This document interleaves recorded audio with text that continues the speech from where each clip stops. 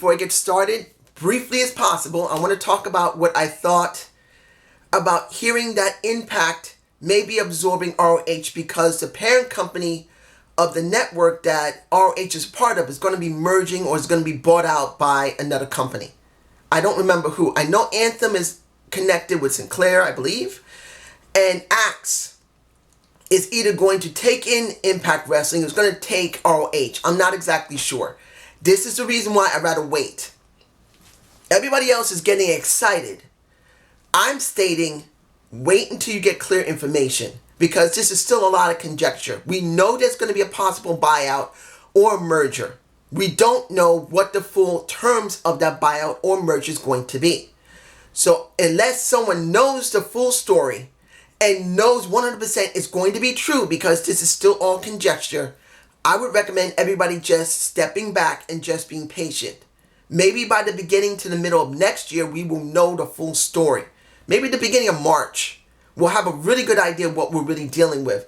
Will ROH be what they were claiming, a possible developmental for Impact? Or Impact and ROH will still stay separate, but they will be doing joint pay-per-views or doing some type of crossover from periodically. Well, from time to time they may do a crossover. Who knows? Let's just be patient and let's wait. Now, this show, there's a major problem here because they just did Overdrive and I missed it. I didn't realize there was a show coming on before Impact. Now they're going to do Victory Road, I believe, tomorrow.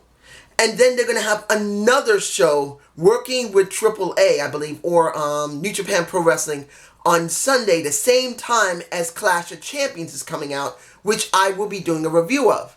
It makes it almost impossible to watch everything. So I didn't see this Overdrive. I didn't see it.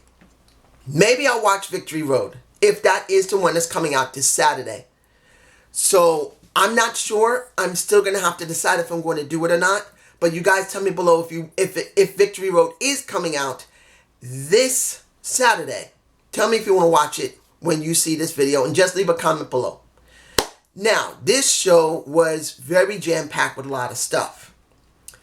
And I do agree that most of it was done pretty well. Particularly, and I got to say this clearly, and I don't say this often, the camera work for the show was better. They at least panned back a bit, making it a little bit better for us to actually watch what's going on in the ring. So I will say it was a lot better and tolerable to watch the show. But I got to say this. Where are they going? It's a good show, but where are they going? We got 6 weeks before Bound for Glory. They need to start setting things up to make sense going into Bound for Glory. Let's open with the match I truly believe should have never opened. Tennille Dashwood, remember the name Tennille, formerly known as Emma, Miss Emma Evolution, because I think she would have really gotten over if they pushed her, and Kiera Hogan. This match should have never been put as the opening. It should have never been put. This should have never happened because the crowd was dead. It's not the point if they'd done previous tapings like they did Overdrive. Let's say that this taping was part of Overdrive. I'm not saying it is. But if they had done some tapings before that day and the people were worn out, they should have thought about this carefully because Tennille Dashwood being seen on Impact for the first time wrestling. And I have heard that she might be there only on a show-to-show basis. She does not have a real contract, even though they stated in the beginning she has a contract. From what I understand, she may not have a contract, and every time she shows up, they pay her. That's it. So it's hard to tell what is really truly going on. But the match was dead. Not because they didn't try, because, let's be honest, Tennille and Kiera got some good chemistry. They weren't bad. The crowd was just, It was horrid. And I do believe they should have used a match that had someone from Mexico to help. In the end, Tennille wins, which I'm not surprised. She had to win. This was her first time on Impact, and it had to be Kiera to do the job. Now, the match that should have done it, Elgin versus Dina Tessa. If I'm pronouncing his name, I'm sorry. Here he is in my face. I believe his name is there. Supposedly, he is a mini AAA champion. In other words, for short people or like midget wrestling. Fine. I'm okay with that. The guy is damn talented. He is a great gymnast. The guy could flip his ass off. It was that damn good. He was that athletic. And pretty much it was a good dynamic between Elgin and this guy. And Elgin wiped the floor with him, which I wasn't surprised. I didn't expect him to win here. Not because he wasn't a town favorite. You got to do something with Michael Elgin. You got to make sure he looks good, particularly that he's going up against, I forgot the guy's name. He's flashed in my face if I actually have the image of him, because I can't remember. Marufuji, I believe that's his name. If I'm wrong, you guys tell me below if I'm pronouncing his name right or if his name is even correct. I believe his name is Marufuji. Fujiya or Fuji. But he pretty much said, after the match was over, look, I faced everybody back in New Japan. I beat everybody but one. And I heard you coming to Bound for Glory. I'm challenging you. He didn't say it clearly, but he said, I will be there. Just you wait. So pretty much they're going to have the match between these two. Now, what do I think about that? It's a good thing because that will bring in more Japanese fans. But the thing is that Marufuji is not well known in the United States. This is one of the problems I really believe a lot of American promotions really don't do right. They never push Japanese wrestlers properly. It's not because they can't speak English. Look at Pentagon Jr. and look at Phoenix. They had subtitles for Pentagon Jr. Who says you can't put subtitles for Marufuji or Fujiya? It makes no difference. You can put subtitles when they talk. You can have a translator who understands them, a mouthpiece, and you can get them over. And this is the thing I always hate about American promotions. They don't get it. You want to have a broader audience, not just Japanese. Americans liking Japanese wrestlers. If you book them properly and give them mouthpieces, if they can't speak English properly, you get them over. When you don't, no one knows nothing. And that pisses me off. Now, Falaba and TJ Perkins have their moment together. TJ is telling Falaba, stop doing fa or ba. Why are you doing that? We're both Filipino. Don't you have any pride in your heritage? Why are you letting people beat you down? Don't let anybody tell you you're not special, that you're not great. This is the beginning, as far as I'm concerned. I could be 100% wrong, but this is the beginning of a possible tag team between these two guys, which would make some sense. When have you last heard of a Filipino tag team? You don't. You hear Mexican tag teams. You hear Japanese tag teams. You hear American tag teams. You hear brothers and sister tag teams. When have you heard of a freaking Filipino tag team? I have friends who are Filipino that hear that are Filipino wrestlers like Batista, but they don't hear like a TJ Perkins. They don't hear about a Falaba. Come on. This is a chance. We need tag teams in Impact Wrestling by the beginning of next year to be able to compete with AEW, which I will be doing reviews of. Because I've decided I'm not going to do NXT on Wednesdays. Not going to happen. If you guys want me to do NXT, I will do it the day after. I will not miss AEW. AEW will be the general focus on a Wednesday, unless they change the days. And it will be Impact on Fridays, unless they change the day. That's the deal. That's what you're going to get. If you want NXT, you're going to have to get it on a Thursday. And that's if I'm not busy going to my doctor or working on something. But let's hope Falaba and TJ Perkins are going to work together. TJP needs something. They need something special. Let it be that. Now, Tessiano Jr., and I have not heard him in over a year or so, because he did show up at Impact before the transition happened in 2018. I think it was 2016 to 17, the last time I saw him, somewhere around there. And I wish to state, I apologize that I got LAX time mixed up. I thought they came in 2015, maybe 2014. I can't believe they were 2017. Wow. They feel like they've been there longer. Honestly, they do. But I was wrong about the time, and I'm sorry about that. I eat crow. I got no problem with it. But Tessiano versus Dr.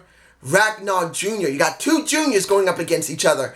A guy who probably is about my age, because supposedly they said he started in 1986 or 1985 when he first started wrestling with a mask, and he got unmasked in 2017. So either he's maybe 47, 48 years old right now maybe. I doubt he's in his 50s. He looks good for his age. Was this a good match? I don't know. It's not that I don't know Lucha Libre. It's just that these two guys, one I haven't seen in over a year to a year and a half. Another guy I've never seen at all. And he kind of felt really slow. Not because he's old. I've seen wrestlers who are old but can go. But the thing with him, I just don't know if those guys were a good match. Honestly.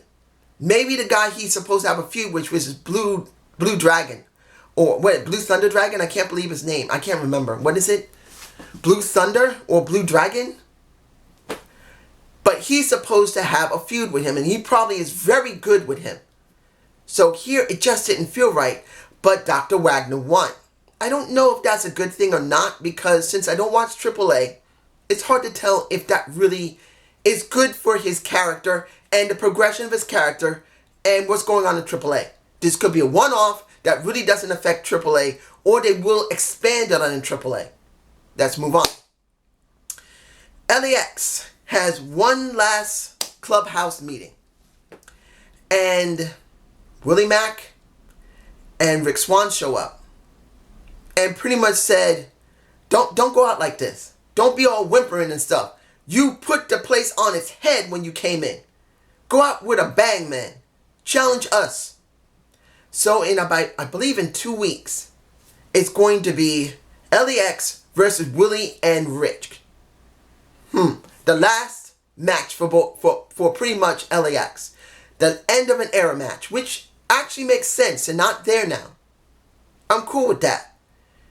But I'm kind of hoping that Willie and Rich will be put into the main title scene for the tag teams, because we need it. Now, Ace Austin versus Eddie and Alyssa being told by Ace, hey, don't come out. Don't come out no matter what. If you do, you're going to get hurt because Eddie's nuts. Guess what?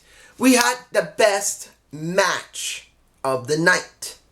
It was a good match. In the end, Ace gets hit in the elbow, well, in the arm, as he's doing a handstand, as you've seen in my face, the best shot I could get, with a chair from Eddie, because Ace tried to crawl under the ring. He pulled out a chair. He didn't grab it. He jumped onto the ring apron, does a handstand, Eddie throws the chair at him. Then, a little while later, we get the ambulance part. I'm going to say this. I'm still not interested in this feud because it's a filler feud. It really does feel like it. But they are trying quite hard to try and push the narrative that Ace is so easily tricking Alyssa to the point that now, instead of sticking with her man, she gets onto the ambulance and says, you're not my husband. I hate you. And Eddie is trying to tell her to stop, listen. And you see Ace Austin in the back doing some pelvic thrusts at Eddie, saying, I'm going to fuck your wife. I'm going to fuck your wife. They're in my face again, but you get my point. I'm going to mess with your wife. It's that good. It's good. That was a good segment. I'm still not interested in the feud. I'm not going to lie. I am not interested in this feud. But I'm not going to say it's not being, to a certain point, done pretty well. It still feels like a filler feud. It still feels like Ace Austin should not be dealing with an Eddie Edwards. Eddie should be dealing with Brian Cage. He should be dealing with Michael Elgin. Ace Austin, he should be dealing with Jake Chris. He should be dealing against OVE, trying to get that damn title, saying, I am the best freaking X Division guy there is. And I don't give a damn. Not to be a face. He can be as conceited as he wants. But he is like a Kurt Angle who says 100%, I am the best damn wrestler. Fuck you. and he beats the crap out of anyone. Yes, I know he's a small guy, and Mad Dog Fulton would beat the crap out of him, but still, it works. Now, let's see, what else am I forgetting here? There my face. The Dempsey Hit Squad comes out without Gamma, but they come out with the Deaners. They're going up against Big Mommy and, what is it, Nino. I believe he's a guy who, I don't know what is stated in Spanish, but supposedly the guy who loves hamburgers. This was a funny match, and I gotta say this, I'm gonna say it again. Big Mommy is thick. Nothing wrong with a thick woman. Nothing wrong with a thin woman. Nothing wrong with any woman as long as there's one thing that's important. And I'm making this clear to both male and female, because I like women. I don't care if you're thick. I don't care if you're thin. I don't care if you're in between or have boobs that are big enough to smother a guy and he will die a happy man. Unless she allows you to touch her and says, okay, I like you, touch me. That's the only time you do it. And she looked like you just want to touch and squeeze. Was this a good match? It was a silly match. That's what this was. This was meant to be silly. It wasn't the point it was a good match or not. You got Big Mommy splatting and Raju on the back. You got, Nino. He moves pretty well in the ring. But then when he does a suicide dive outside the ring, I'm going like, damn. That's a lot of meat jumping out there. And no, he doesn't do a suicide dive. He does a suicide halo. I mean, he does a halo outside, but it's like suicide. And then Big Mommy gets onto the top turnbuckle. And then she pretty much goes open eagle and flies on everyone with the cleavage in somebody's face. It's in my face. You can see her cleavage, even though this is not a close-up shot. That is some thick-ass cleavage that's going in someone's face. And someone had to get squished. In the end, the faces win. And pretty much Raju and Gamma's son pretty much look like idiots until, and this is the best thing for the Dempsey Hit Squad, if they're going to be treated seriously. Muhammad, I am surprised to see Shira back. I was like, what?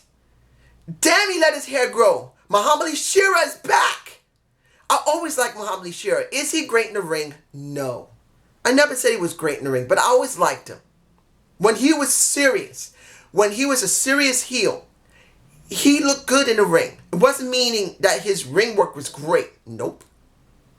But he looked good in the ring for a big guy that he was supposed to be. Now he's had a couple of years away from Impact Wrestling, going around, wrestling in other places, hopefully improving himself. And now we have him here again, working with a group that makes sense for Indians who want to dominate. Now, will they do something going in 2020? I don't know. We only got a couple of months left in this year. Hopefully, they will push them and stop making Raju look like an idiot. Because that's what it comes down to. I just hope they will do something with these guys because they're different. You don't see Indians as a group often. Yeah, you've seen the Great Khali. You see the Singh brothers. You've seen Jinder Mahal. But they were always made as caricatures. That's what they were made. And let's just hope the Dempsey Hit Squad is not going to be caricatures. They probably are, but let's hope they don't. Let me see. Brian Cage had his little interview with, well, knowing they're going to be showing the wedding that they decided to show in 2 weeks. Okay. Showing that, well, he pretty much said, I'm not letting them take this title from me. They gotta have to win it from me. Does make a little bit sense. I'm not saying it's great because, to be honest, he's held the title too long. I don't hate Brian, but I do believe he should have he should have dropped the title. And then they should have had a tournament. But if this is going to lead somewhere for Sami Callihan, that I can understand. And let's see.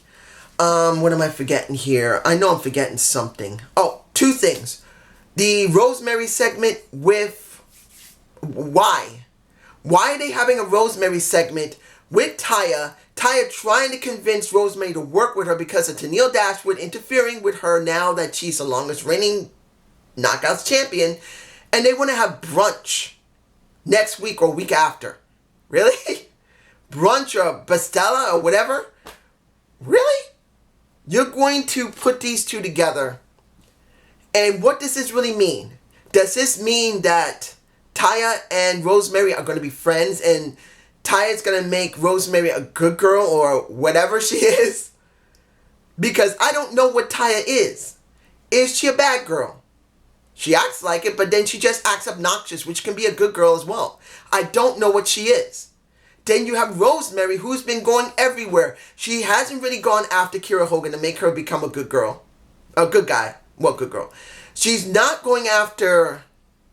What was that incident that happened last week with Jordan Grace? Now you're getting this. What is the situation? I'm confused. Maybe because I'm an old man near 50 and I got no brain in my head. I don't know. I really wish they would define the situation between Kiera Hogan, Jordan Grace, Rosemary. What are we actually having here? Is Kiera Hogan messed up because of the other realm? If she's not, then this really makes no sense why Rosemary even cares about Jordan Grace, dealing with her. What is the point? There is none. Now the other one. This is where I wish this was about a title. Not just because of a match that's going to eventually happen. Because Father Mitchell is begging Havoc to stop because now Su Yung is going to become incredibly dangerous and powerful and she's no match for her. Why don't they try to do this when Havoc has a title? Why are they doing this now? I understand that you got to do something with Havoc and Su Yung because they're not going to drop the title for Taya. Taya is not dropping that title. Maybe next year she will. Or be at the end of this year. If it's not the end of this year, it's going to be next year. Maybe she'll drop it at the pay-per-view then, if it's Genesis. Because they should be doing a Genesis show. They need one. But we don't know. So if she hadn't been allowed to drop the title, they got to do something. Why don't they just keep them paired together as a tag team, destroying everybody? Because they're bad girls. They're the heels. They need to be working together. Having two heels feuding with one another is not working. They need a title. And there is no title. If this was about Father Mitchell saying to both of them, I can't have you acting like this. I have to let one of you go. You must behave, both of you. I'm going to have to choose my favorite. Then this would make sense. If Father Mitchell had to choose between the two and they were both trying to do their best to get in his good graces, that would make sense. But there's nothing there. Let's move on. Final thing, if I'm forgetting something, I'm sorry. You have the street fight between... I understand why it happened. I understand. Tommy and Tessa versus Sammy and Jake. But here's the thing. Where are you going with this? When it comes to Tessa. Where? Was this a bad street fight? No, it was okay. It was a good street fight. It wasn't a great one, but it was a good one. You can enjoy it. And I promote people to watch it. Because it's not a bad street fight. Tessa works pretty well with Sammy, with Jake, and with Tommy. Admittedly, when they start doing other people's moves, like when they were doing Dusty's move, Tessa looks choppy. She just needs to be Tessa. Tessa needs to be Tessa. But she did well. In the end, Sammy pins... Well, I know he could not pin Tessa. He's not supposed to pin Tessa. The last match they had together, Tessa and Tommy won. This time, Tommy loses to Sammy, which is understandable because Tessa doesn't have to get pinned. And then, they're in my face, all of them. Is this, and I'm posing this to everybody, is this the faction I talked about? Is this Tessa's faction? because this makes perfect sense. Having the, how can I say this? Seeing ECW originals at the side of a Tessa Blanchard, when the Rascals pretty much are nothing. OVE were her competitors. Right now, that's the competitor she's going up against. And one of two of them has a title, and another one's going to be getting a title, possibly. It makes sense that she needed a faction. If Impact plays the cards right, this is the way Tessa's going to get the X Division title. Because at this moment, I know people don't want her to have the title. I don't blame you. Why not have her go back to the Knockouts and go and get the title there?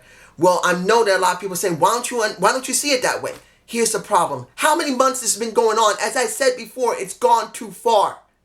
This has been going on how many? 4 months? Nearing 5? I can't even be sure how many months that this has been going on. I think April, this is when they started their feud. April, May, June, July, August, September. 6 months almost. 5 or 6 months. I could be wrong about the time. It could be 4 months. It could be 6 months. I don't know how many months it's been between Tessa and Sammy Tats. The reason I botch is because this must be a faction for her. Because there's nothing left for her to do except pin Sammy, and that's nothing. I'm being honest here. Her pinning Sammy is not enough at this point. She already beat Sammy with Tommy's help. Yes, she lost here, but she pinned him already.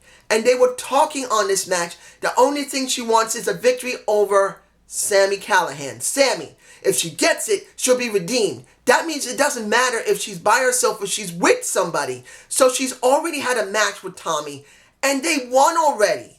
So what is the point of continuing to stretch it out? If this is not for the X Division title, this makes no sense. This should have ended a month ago. This should have been over between Tessa and Sammy. Should be over. So if this is her faction that she's going to have in a corner facing all of OVE, it makes perfect sense. And this is the best chance to get the X Division title.